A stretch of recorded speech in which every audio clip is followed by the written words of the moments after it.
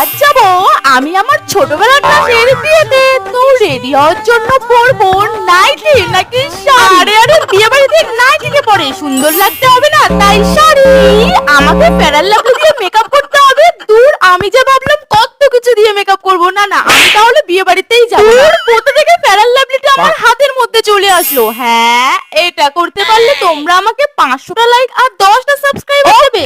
তাহলে চলো এখন আমরা দেখি ফেরার লাভলি দিয়ে মেকআপ করে কেমন দেখতে লাগে। তো ঝটপট করে তোমরা ততক্ষণে ভিডিওতে একটা লাইক করে দাও। আচ্ছা, কাজল নাকি আইলাইনার? তোমরা সবাই জানো কাজল পরতে আমি বেশি ভালোবাসি, তাই কাজল। মেকআপ ফিক্সার নাকি লিপস্টিক?